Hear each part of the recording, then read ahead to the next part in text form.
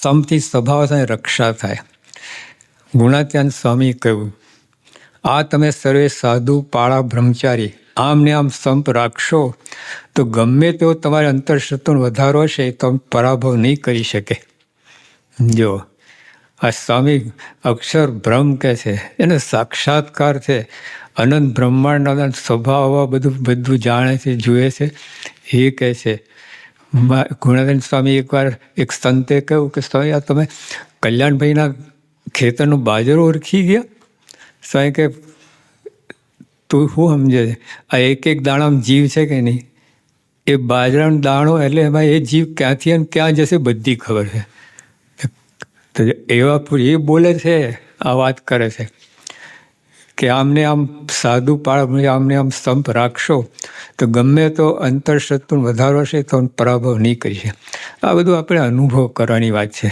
અનુભવ નથી ને એટલે આપણે જો ઘણીવાર શું થાય છે તો કોઈ સાધના બરાબર કરો નહીં, એનું ફળ આવે નહીં, પછી આ નક્કી શું થઈ જાય? આ બધું ઠીક છે, બધું મહારાજે કહ્યું છે, પણ યોગી આપણને પ્રમુખ વાત કરે પણ કંઈ થતું નથી. પણ ત્યાં સાધના બરાબર કરી નથી, ખેતી બરાબર કરીને ક્યાંથી પાક આવે? પછી ત્યાં પેલા જમીનને દોષ તો બીજાને દોષ, તારો જ વાંક છે. ગુણાતીન સાહેબ વાત કરી કરો ને પાક્કો 100% તો પરિણામ આવે જ. એક દોષ તમને હેરાન ના કરી શકે. અને સામેથી ઈચ્છા નથી. જો આપણે સામેથી અપેક્ષા રાખીએ તમે રાખો તો આ પરિણામ આવશે. બધા સામે રાખે તમે રાખો ને તો આ પરિણામ આવશે. નહીં તો અલ્પ જેવો દોષ હશે તેઓને સત્સંગ બહાર કાઢી નાખશે. તમે સંપથી સુખ, જે મહારાજના શબ્દો છે, જ્યાં જેટલો સ્તંભ હશે ત્યાં તેટલું સુખ વર્તાતું હશે. આપણને અનુભવ છે. બધું બરાબર એક વચ્ચે ગડબડ કરે ને વચ્ચે ઊભો ને કંઈ બળાપો કાઢે ને, સભા બેઠી હોય, ગુણગાન ગવાતા હોય, આનંદ હોય, બધા મજા આવતી, પણ એમાં એક જણ બળાપો કાઢે ઊભો થઈને બધું આખું વાતાવરણ કેવું બગડી જાય છે. કેટલું દૂર થાય તો ઓલાનું તો કેટલું બગડ્યું હશે બળાપો કાઢનારને. જેટલો કુસમ તેટલો કળિયુગ જાણવો ને સંપ તેટલો સતયુગ જાણવો. સિદ્ધિ સતયુગ 21 લાખ વર્ષ એ નહીં, અત્યારે અહીંયા છે. જો અંદર સુખ વર્તું હશે, સંપ હશે એટલું સતયુગ અને કુસમ એટલું કળિયુગ. 1+2 કેટલા થાય? 3. વચ્ચેની સાઈન કાઢી નાખો, 12 સીધો સંપ. 12 થઈ ગયું. સંખ્યાબળ વધે. હા, પ્લસ સાઈન છે ને હજુ તોડે તમારું બળ, સંખ્યાબળ. પછી 2 ને આગળ ધરો તો 21, ને બીજાને આગળ ધરો, કેટલું સંખ્યાબળ વધી જાય. અને સ્વામી કહ્યું એક રુચિવાળા 2 જ હોઈએ તો હજારો ને લાખો છીએ. શાસ્ત્રીમાં બહાર નીકળ્યા વળતા 5 જ જણ હતા. ભાઈ એવો સંપ હતો ને ધમકો વારી દીધો. સમથી સત્સંગનો પ્રભાવ પડે છે, સમથી સંખ્યાબળ વધે છે, સમથી સત્સંગ પ્રભાવ પડે છે.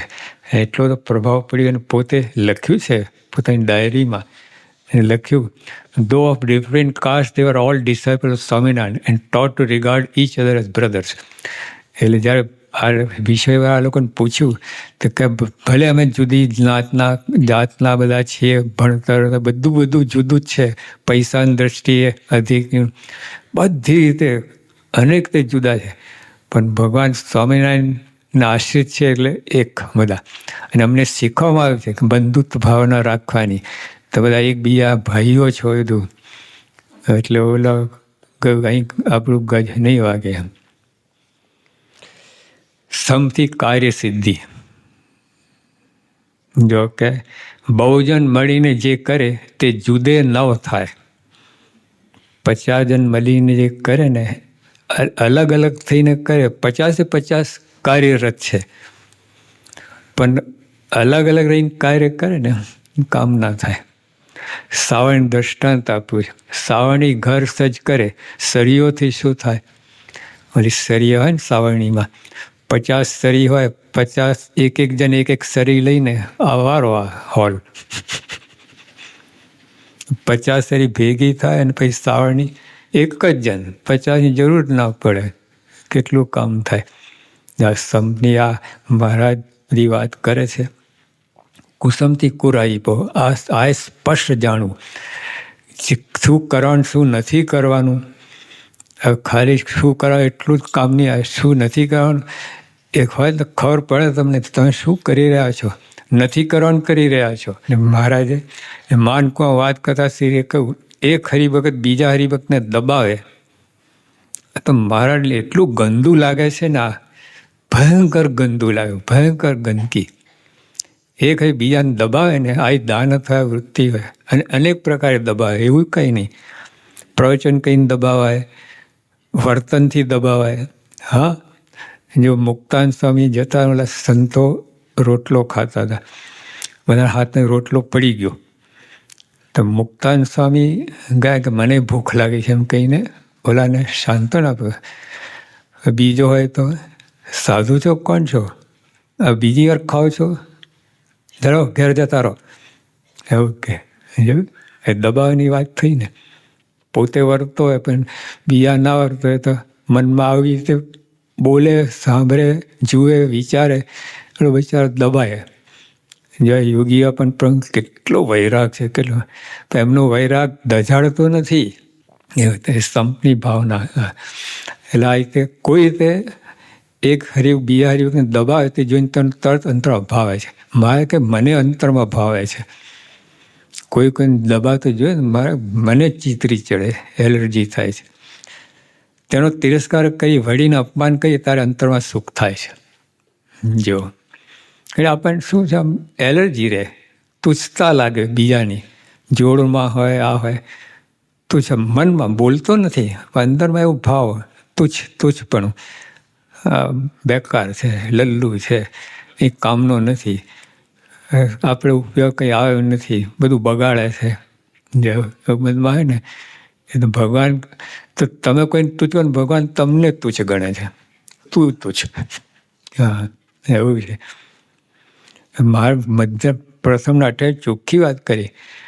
મારે કે જેને સત્સંગ વધારો થયો ને એને દિનની પ્રત્યે સત્સંગી માતનો ગુણ જ આવે. પોતાનું ન્યૂન માન બીજા અધિક માને. જો અહીંયા ડાઉન થઈ ગયા છે, બીજા અધિક માને તો બહુ મોટી વાત થઈ ગઈ.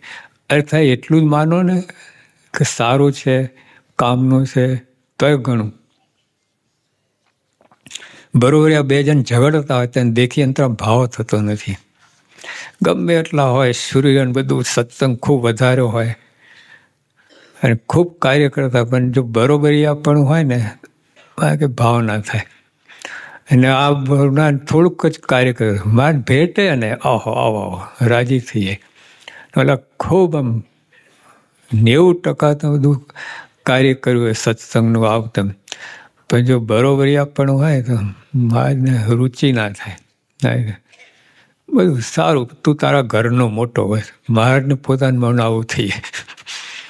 મારા મને તું મોટો નથી, એવું થઈ જાય.